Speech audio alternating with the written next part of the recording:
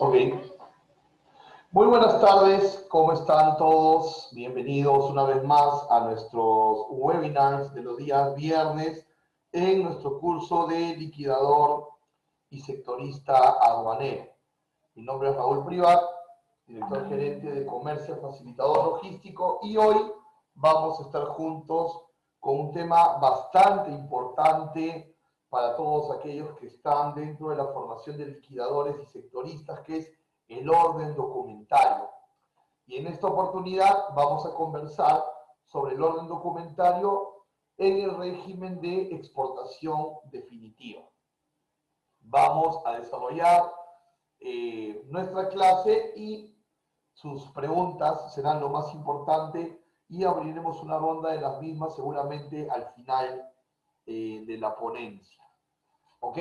Muy bien, vamos a empezar conociendo cuáles son los documentos que exige la administración aduanera para el régimen de exportación definitiva. Y para poder saber qué documentos nos exige la administración aduanera para el régimen de exportación definitiva, debemos ir hacia el artículo 60 del reglamento de la Ley General de Aduanas, inciso D, documentación para la exportación definitiva. Y como podemos observar en pantalla, la administración aduanera nos exige tres documentos: la declaración aduanera de mercancías, el documento de transporte y el comprobante de pago. En primer lugar, la declaración aduanera de mercancías, la que en abreviatura conocemos como DAM. Este documento es emitido por el agente de aduanas, ¿correcto? El documento de transporte es emitido por el agente de carga. Entonces ahí tenemos a los dos principales operadores del despacho, ¿verdad? El agente de aduanas emitiendo la declaración aduanera de mercancías y el agente de carga emitiendo el documento de transporte. Y en tercer lugar tenemos el comprobante de pago, ¿no? Que ese es emitido por los exportadores. Ahora, cuando hablamos del comprobante de pago, debemos ya entrar al detalle que nos dice este punto número 3, ¿no? Aquí, por ejemplo, nos habla de factura, boleta de venta o declaración jurada. Podemos resaltar tres tipos de documentos que pueden sustentar el valor. Digamos que el más recurrente siempre va a ser la factura. ¿Correcto? Cada vez que yo hago una exportación, voy a emitir una factura, que por cierto debe ser factura electrónica, bien sea a través del portal de SUNAT o sea a través de un proveedor de servicios de facturación electrónica. Pero nos ponen como una segunda alternativa la boleta de venta.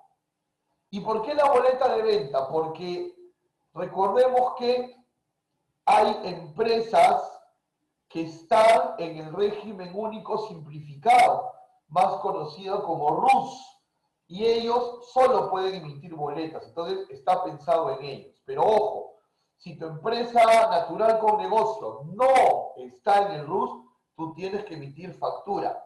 Y obviamente si eres persona jurídica, siempre vas a emitir factura, ¿ok? La boleta de venta solo es para las personas naturales con negocio que hacen exportaciones y que se encuentran en el RUS. Pero también nos habla de una declaración jurada, ¿correcto? También nos habla de una declaración jurada. ¿Y por qué nos habla de una declaración jurada? porque no todas las exportaciones van a tener un fin comercial.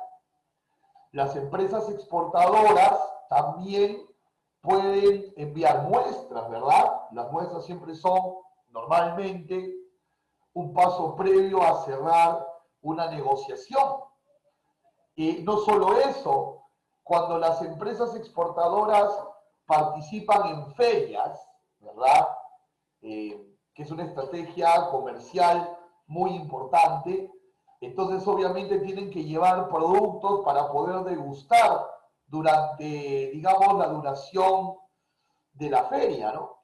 Entonces en ese caso tampoco están vendiendo, técnicamente se están enviando a ellos mismos, ¿verdad? Se están enviando a ellos mismos los productos al stand que han alquilado en el otro país para poder publicitar sus productos. Entonces, la administración aduanera, consciente de ello, nos pone la alternativa de la factura, de la boleta o de la declaración jurada. Pero siempre debe haber un documento que pueda mostrar el valor que se está exportando. Entonces, desde el punto de vista netamente de la administración aduanera, la documentación que nosotros vamos a requerir son tres. Nuevamente voy a ello. Declaración aduanera de mercancías emitida por el agente de aduana, documento de transporte emitido por el agente de carga y el comprobante de valor emitido por la empresa exportadora.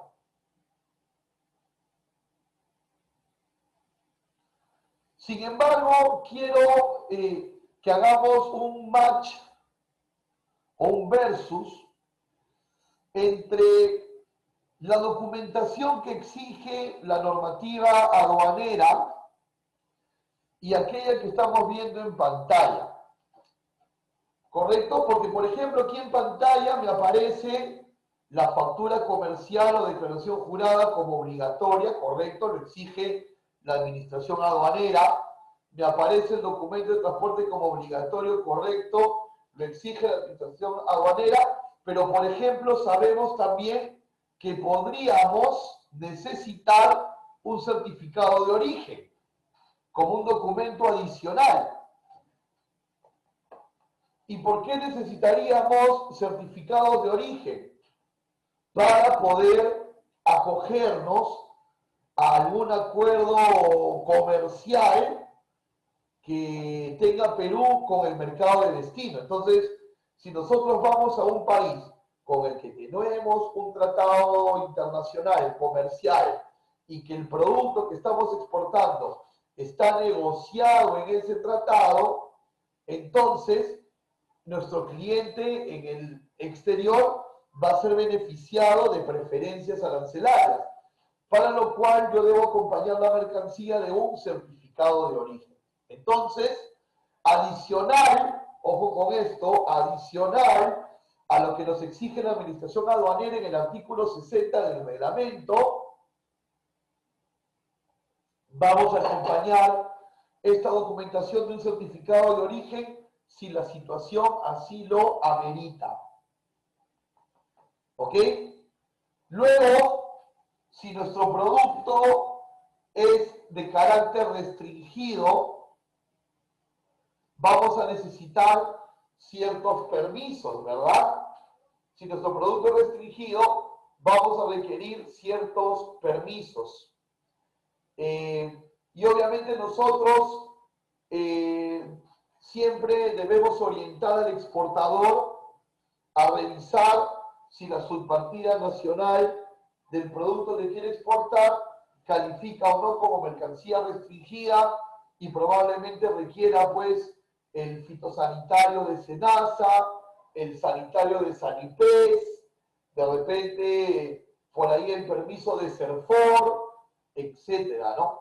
Si el producto es restringido, vamos a sumarle a la documentación obligatoria los permisos respectivos de la autoridad competente que está regulando, restringiendo a esa exportación.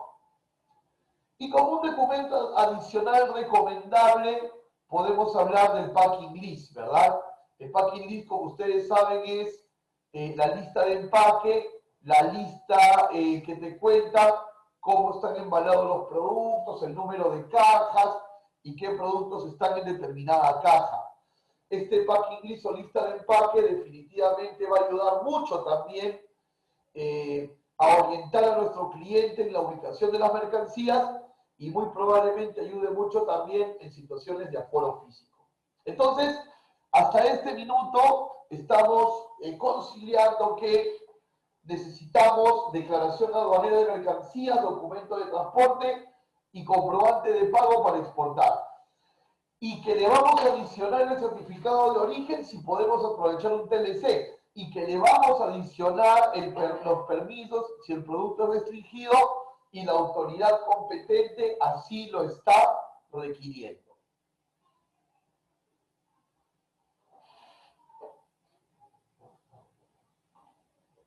Adicional a ello, algo en lo que siempre debemos aconsejar a los exportadores es en el tema de revisar cuál va a ser el punto de tránsito en la ruta que van a tomar en la exportación. Porque sabemos que no todas las rutas aéreas o marítimas son directas. Muchas veces vamos a tener que tomar barcos de conexión o vuelos de conexión. ¿Y por qué es importante saber esto y qué relación tiene con el orden documentario del que estamos hablando? Bueno, sucede que cuando se utiliza un país como punto de tránsito en una ruta internacional, ese país que se usa como punto de tránsito puede pedir la inspección física y o documentaria de la mercancía. ¿Correcto? Entonces, el país que se usa en la ruta internacional como punto de tránsito puede pedir la inspección de la mercancía. Pongamos un ejemplo. Vamos a suponer que nosotros queremos enviar productos hidrobiológicos a China, de Perú hacia China. Pero sucede que la ruta aérea que nosotros vamos a utilizar es vía Ámsterdam, Países Bajos. Entonces la ruta es Lima, Ámsterdam, Guangzhou. Lima, Ámsterdam, Guangzhou. Por lo tanto, la aduana intermedia sería la aduana de Países Bajos. ¿Correcto? La aduana de Países Bajos. Entonces, ¿qué sucede? El exportador analiza la documentación y dice, ¿no? Yo necesito una factura para la aduana de Perú y obviamente para la aduana de China. Entonces, factura para origen y la misma factura para destino. Yo necesito documento de transporte, que será el mismo en origen que en destino. Yo obviamente necesito permisos sanitarios de los pescados para salir de Perú y para ingresar a China. Y necesito un certificado de origen para que podamos acogernos a alguna preferencia arancelaria. Muy bien. Pero, por ejemplo, resulta lo siguiente. Cuando el exportador va a tramitar el certificado sanitario, el SANIPES, cuando va a tramitar el SANIPES,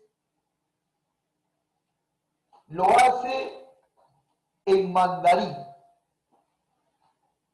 ¿Por qué lo hace en mandarín? Porque su sentido común le dice que si el producto tiene como destino final China, entonces debe estar en mandarín para que las autoridades chinas lo puedan mirar. pero se olvidó que el producto primero va a ir a Países Bajos y luego recién va a ir para China. Y resulta que en Países Bajos solicita la inspección de la mercancía. Y el vista de aduana de Países Bajos revisa el certificado sanitario y no lo entiende, porque el mandarín no es un idioma oficial en Europa. Y las autoridades aduaneras de Países Bajos, al no saber con claridad el contenido, no permiten que se tome el vuelo de conexión hacia China, dejando la mercancía en lo que técnicamente llamamos mercancía en hold. ¿Cuál es la solución? Hacer un duplicado del certificado y hacerlo llegar a Países Bajos. Tiempo, dinero, sobre todo con un perecible. ¿A qué conclusión quiero llegar con esto? Que nosotros en nuestras exportaciones no solo tenemos que armar el set de documentos a como lo requieren el país de origen y el país de destino, sino que también debemos de pensar en el país intermedio y apoyarnos en nuestro operador logístico para ver si ese país intermedio tiene algún requisito especial y debemos acomodar la documentación no solo a la exigencia de origen y destino, sino también a la de la aduana intermedia. Ese criterio es muy importante y usted como sectorista, usted que se está formando como sectorista, debe tener ese criterio muy en claro para poder asesorar a las empresas exportadoras.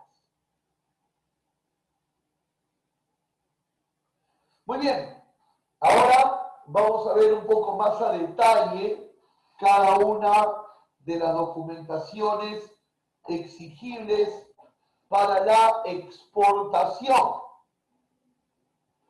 Hablemos de la factura comercial. La factura comercial tiene una característica muy interesante en la exportación. Está exonerada del IGB, porque sabemos que las exportaciones están exoneradas del pago de IGB. Ya veremos un ejemplo en un momento más.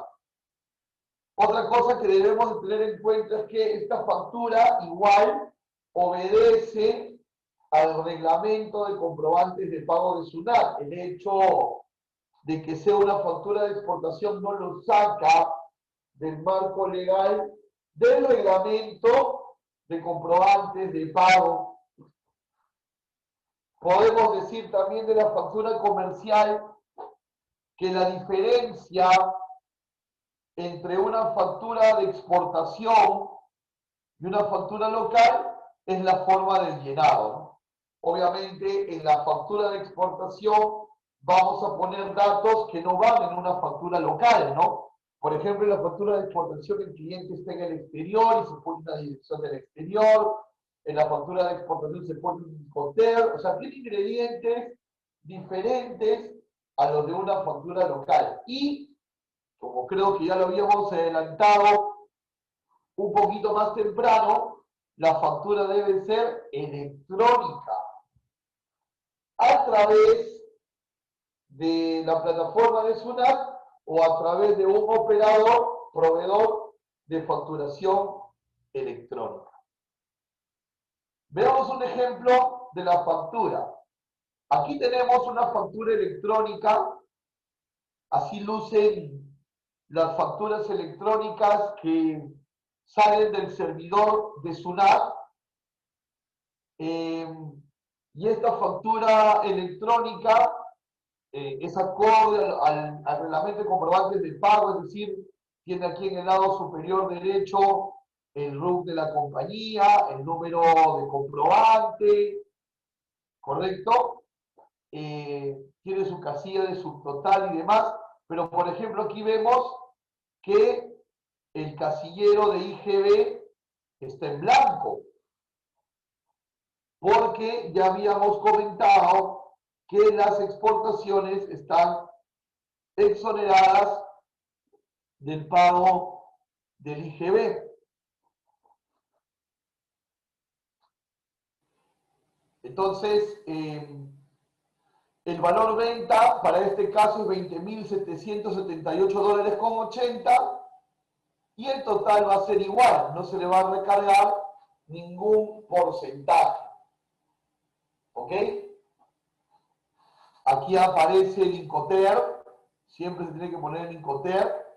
En el tema de la moneda, en realidad nosotros para exportar podemos facturar en cualquier moneda menos en soles, es decir, podemos facturar en libras esterlinas, podemos facturar en euros, podemos facturar en yenes, en fin, podemos facturar en cualquier moneda, pero no podemos mezclar monedas, es decir, si un despacho va a tener más de una factura, todas las facturas deben tener una misma moneda y deben tener un mismo Incoterm y obviamente un mismo cliente.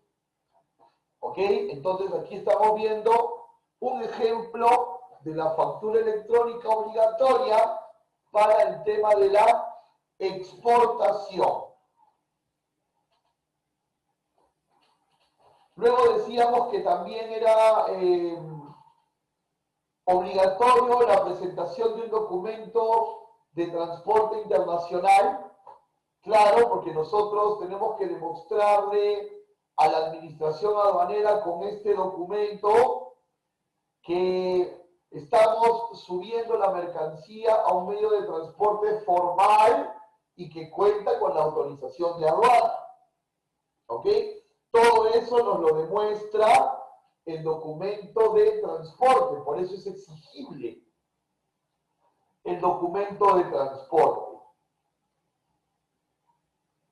El documento de transporte, que puede ser la guía aérea o el conocimiento de embarque, en este último caso para marítimo, tienen varias condiciones, es decir, son varias cosas a la vez estos documentos, ¿no? Por ejemplo, el propio documento de transporte es un contrato de transporte entre el expedidor y el medio, ¿no? Y el medio de transporte. Es un título valor, el documento de transporte, transfiere la propiedad, ¿no? Por ejemplo, se puede endosar a otro dueño el documento de transporte. A la vez, es un comprobante de pago, porque cuando nosotros pagamos el flete, no recibimos una factura como contraentrega, sino que recibimos el propio documento del flete.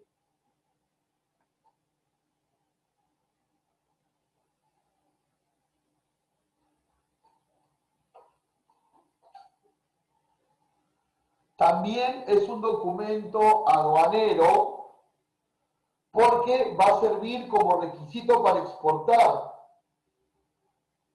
Recuerden que habíamos dicho que en el artículo 60 del reglamento decía que era un documento obligatorio para la exportación.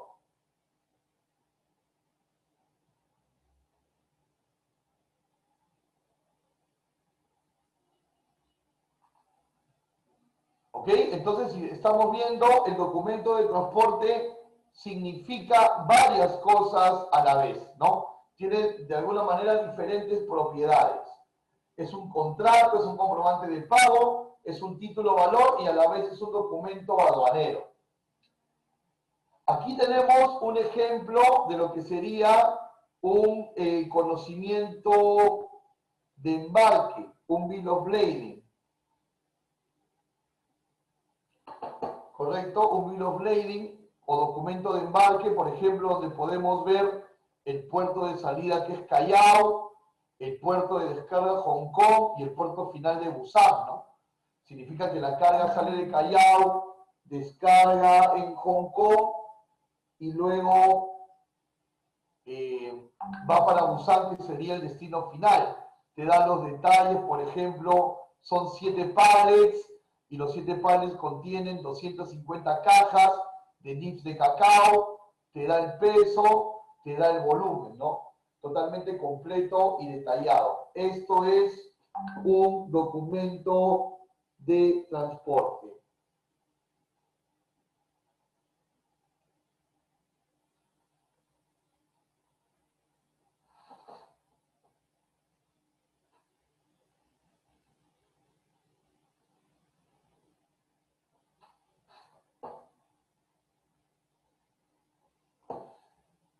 También está el documento de transporte de la vía aérea, que es la guía aérea, que igual también es un contrato de transporte, que igual es un documento aduanero, que igual es un título valor, ¿no?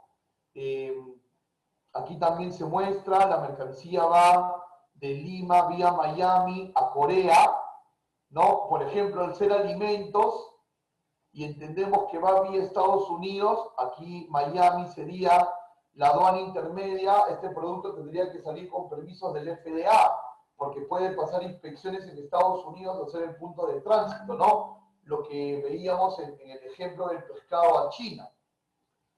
¿Ok? Entonces es muy importante ampararse en el operador, como decíamos, para ver estas regulaciones en tránsito. Luego tenemos también el certificado de origen.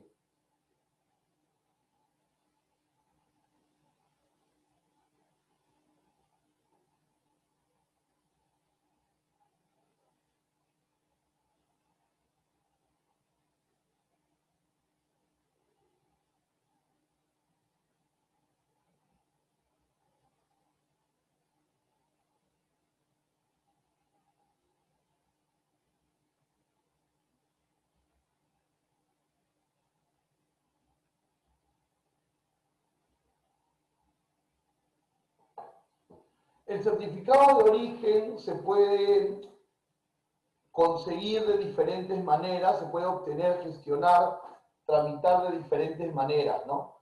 En primer lugar, para saber si es necesario, atención, que nuestra exportación requiera un certificado de origen, debemos de ver lo siguiente, ¿no? Revisar si el país de destino al que va la exportación tiene un tratado de libre comercio con Perú. Si es así, ahora hay que revisar si la partida arancelaria de lo que se está exportando se encuentra negociado en ese TLC. Ahora, también puede ser que no exista TLC e igual te pidan un certificado de origen, pero sería de repente para levantar una restricción. Entonces ahí tendrías que tramitar un certificado de origen no preferencial.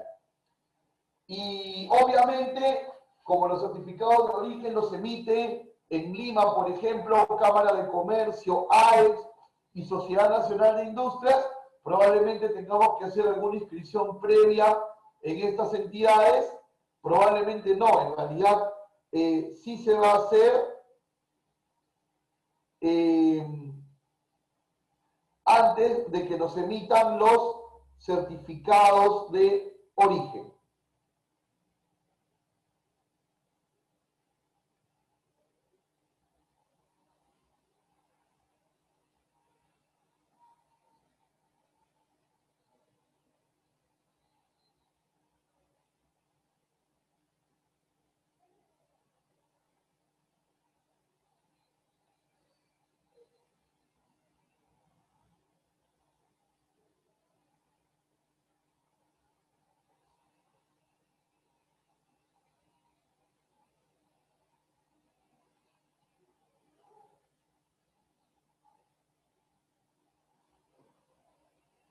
Ahora, ¿cómo obtenemos los certificados de origen? Lo hemos dicho hace un momento, a través de las entidades certificadoras que hemos visto y usando el portal BUCE. Pero van a haber algunos casos que el certificado de origen es autocertificable. ¿Qué significa autocertificable? Que no vamos a necesitar a una entidad certificadora para gestionarlo, que simplemente lo descargamos de una web que es, tomen nota, www.acuerdoscomerciales.gov.pe y de ahí podemos descargar el formato. Esta autocertificación está habilitada para los TLC con Estados Unidos, con Canadá y con Corea del Sur. Y también en el marco de la Alianza del Pacífico, con México y con Colombia, tenemos ya los certificados de origen electrónicos, ¿no? Que se transmiten por medios digitales, donde ya no es necesario obtener un documento en físico. Entonces, estas son las diferentes maneras en que podemos gestionar el certificado de origen, ¿no? Por ejemplo, les decía que para ciertos tratados comerciales tenemos el autocertificado a través de la web www.acuerdoscomerciales.gov.pe y en este caso, por ponerles un ejemplo, Estados Unidos, que es uno de los países con los que hay autocertificación, damos clic en la bandera de los Estados Unidos y nos aparece la opción certificados de origen y podemos descargar el formato, que es este formato que ustedes ven aquí, donde vamos a tener que llenar los datos del exportador, los datos del productor. Ojo, no necesariamente el que exporta produce, así que el exportador puede ser A y el productor puede ser B. ¿Correcto? O pueden ser el mismo también, por supuesto que sí. Y asimismo colocamos a nuestro cliente, que es el importador, cuánto tiempo de vigencia va a tener ese certificado de origen, se pone la partida arancelaria, a qué norma de origen se está cogiendo, a la acumulación regional, al totalmente obtenido, al salto arancelario, dependiendo del criterio de origen que tenga, y obviamente también el número de factura, ¿no? Tiene que haber una correspondencia entre el número de factura y el certificado de origen. Igual, estos formatos autocertificados tienen al adverso un instructivo que nos va a ayudar, que nos va a orientar a poder hacer el correcto llenado del certificado. Vamos a ver otra documentación adicional a la que acabamos de hablar. Por ejemplo, también existen unos formatos que no son aduaneros, son netamente operativos para coordinaciones entre el exportador y su operador. Y este formato lo vamos a llamar las instrucciones de embarque, ¿no? ¿Qué sucede? Los datos de un documento de transporte internacional no se van a emitir solos.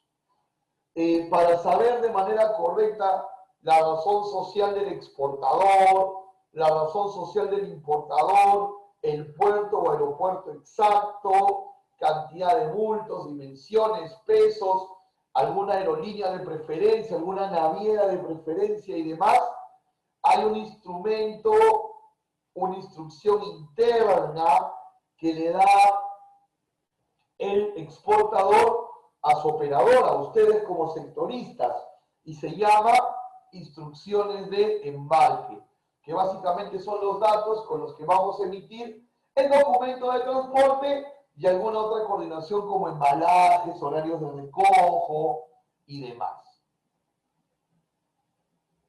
También decíamos que un buen complemento podría ser el packing list o lista de empaque, ¿verdad? Que nos ayuda, que nos orienta en el contenido del embalaje de la mercancía, cantidad de bultos, numeración de los bultos, qué productos están en cada uno de los bultos. Esto va a ayudar mucho al cliente cuando recibe en destino la mercancía a poderse orientar en ubicar los contenidos. Y a la vez también va a servir para que en un aforo físico en vista de la aduana se puede orientar mejor y de repente nos ayuda a nosotros al que el vista sea más selectivo en su aforo y no revise el 100% de la mercancía. Ponemos aquí adicional un documento llamado el certificado fitosanitario, que es un certificado que se necesita cada vez que se va a exportar productos vegetales en estado primario o intermedio. Y esta inspección es operada por SENASA, el Servicio Nacional de Sanidad Agraria, que es un organismo que pertenece al Ministerio de Agricultura. Entonces, esto sería en el caso de que la mercancía fuese restringida. Tienes aquí un ejemplo de un certificado fitosanitario. ¿Ok?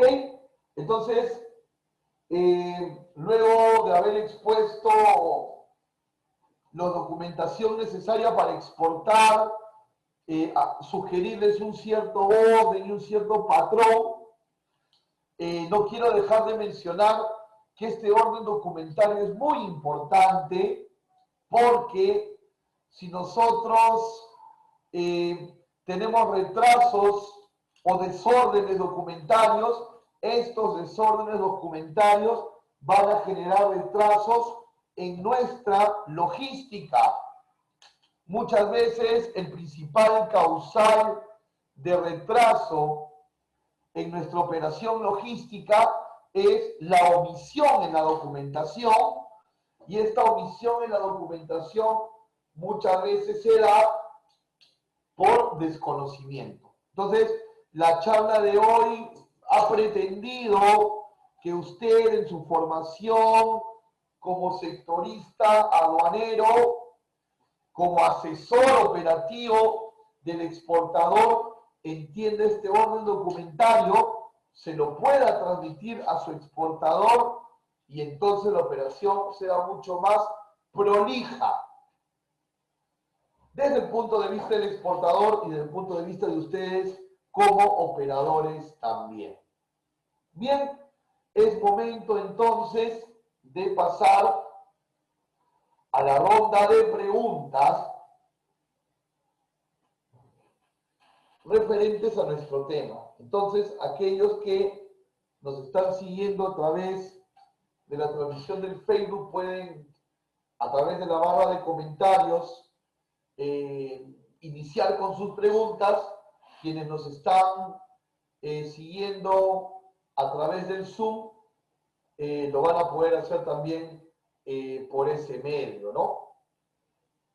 Así que encantado de poder disipar sus dudas. Adelante, por favor, con sus preguntas.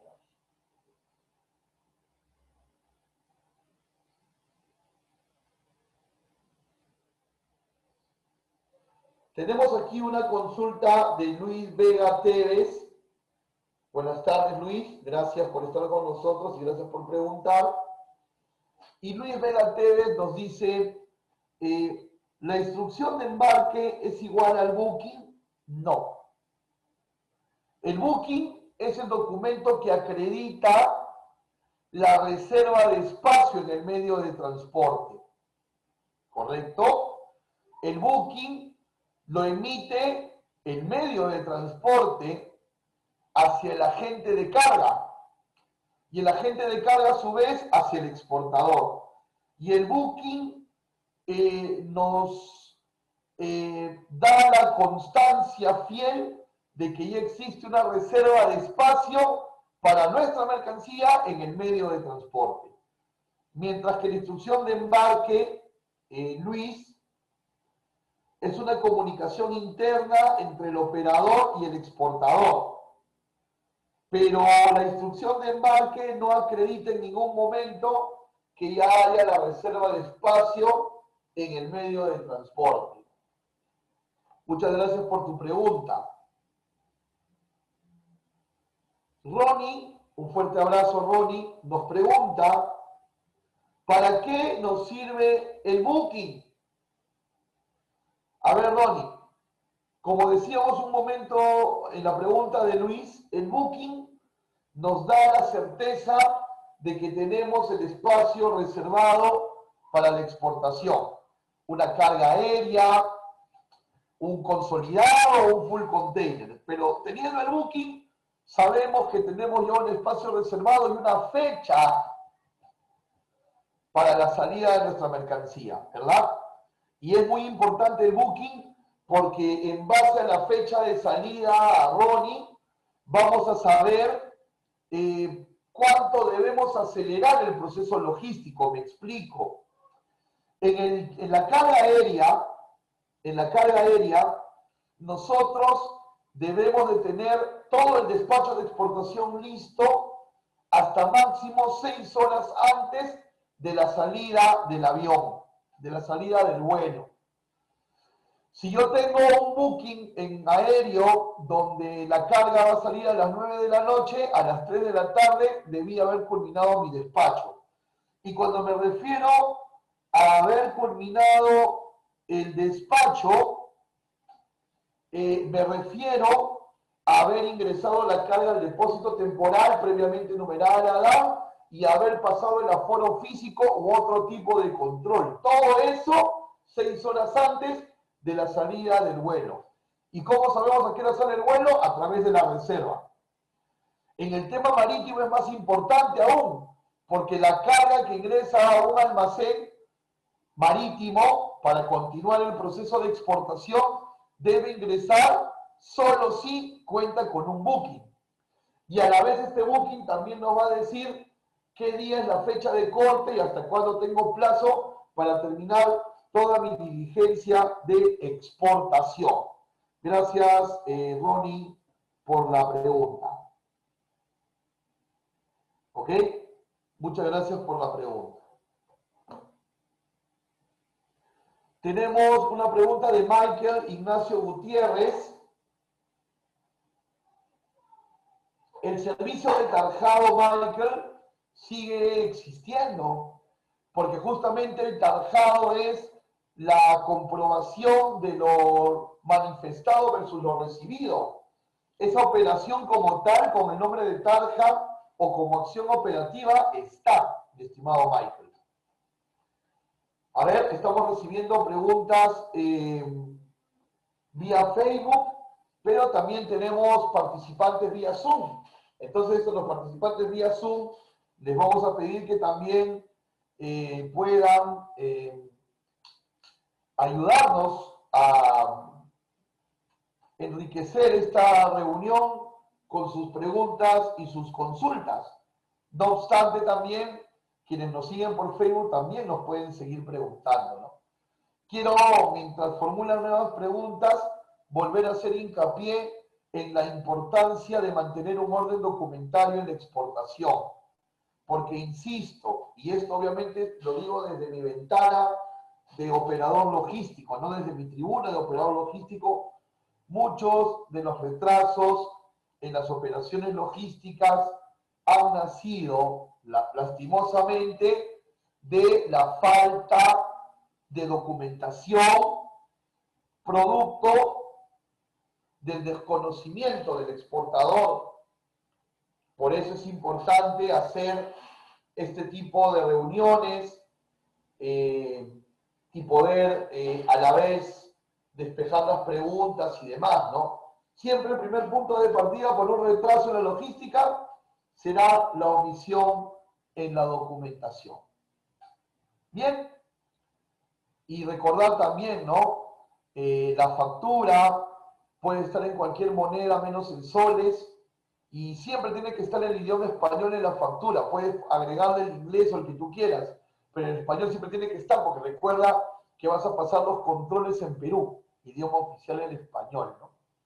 Y siempre mirar la documentación que se vaya a necesitar, no solo en origen, sino también en tránsito y en destino. Muy bien, si no tenemos más consultas, entonces damos por finalizada la charla del día de hoy. No sin antes volver a agradecerles a todos ustedes su participación su atención y sobre todo sus preguntas. Me gustaría que ya en estos minutos finales me pudieran dejar un comentario de qué tal les ha parecido esta charla.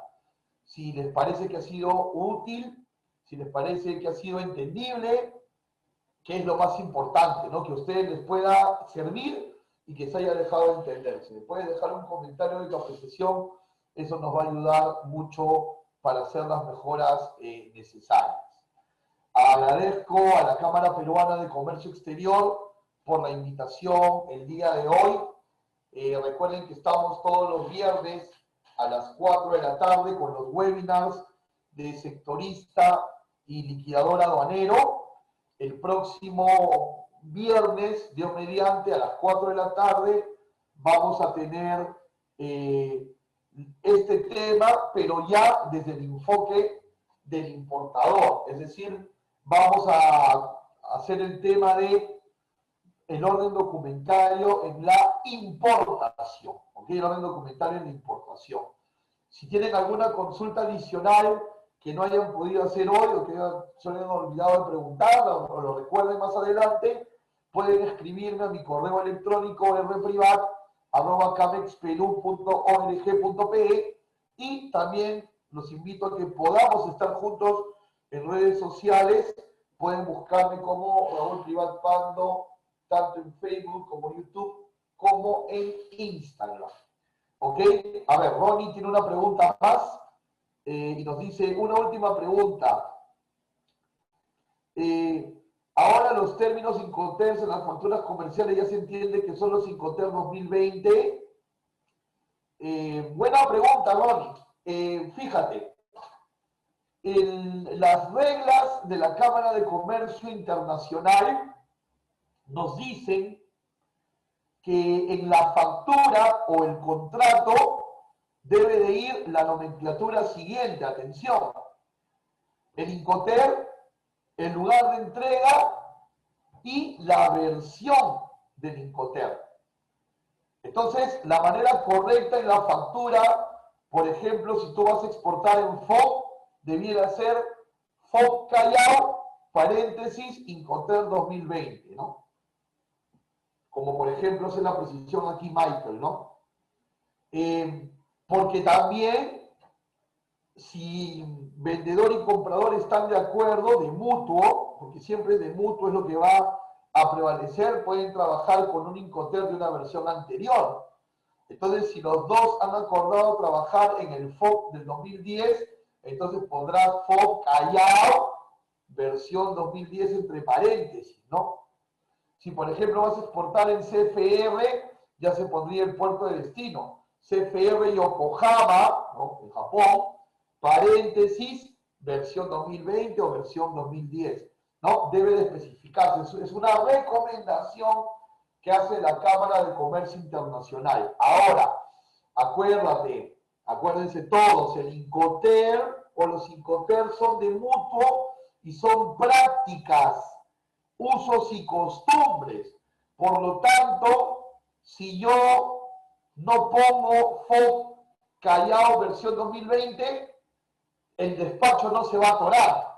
O sea, aduaneramente y desde el punto de vista de la carga, el despacho va a fluir. El problema podría darse con tu cliente en algún tipo de disputa que pudieran tener. Entonces, esto de poner el Incoterm, el lugar de entrega y la versión, eso de poner el Incoterm, el lugar de entrega y la versión, se hace más pensando en tener las cosas claras con el comprador. ¿Correcto? Con el comprador. No va a influir en el despacho aduanero ni en el despacho de carga. Pero yo recomendaría que lo mejor es siempre ser lo más específico posible y lo menos ambiguo posible, y entonces poner FOB Callao versión 2020, CIF Valparaíso versión 2020 o CFR Guangzhou versión 2010, o sea, especificar FOB, lugar de entrega y versión. ¿Ok? Y versión. ¿Ok? Eso siempre para ser lo más claro posible con nuestro comprador, ¿no? Ese detallito del Incoterm, ese detalle fino del que me están consultando ahora, se hace más pensando en la relación comercial vendedor-comprador. ¿Ok? Muy bien, muchísimas gracias a todos por su participación. Espero que la charla haya sido de su agrado, que sientan que la han entendido, que se ha dejado entender y sobre todo que la sientan de utilidad. Muchísimas gracias. Nos reencontramos, Dios mediante, en nuestro próximo webinar de liquidador y sectorista aduanero el siguiente viernes a las 4 de la tarde para hablar de este orden documentario, pero mirando el régimen de importación, ¿no? Que tiene otro chip, otras exigencias. Y quédense, por favor, súper enganchadísimos a la programación de CAMEX, que tiene muchos y muy interesantes temas de comercio exterior para ustedes. Dios nos bendiga grandemente y nos estamos viendo en una nueva oportunidad. Hasta luego.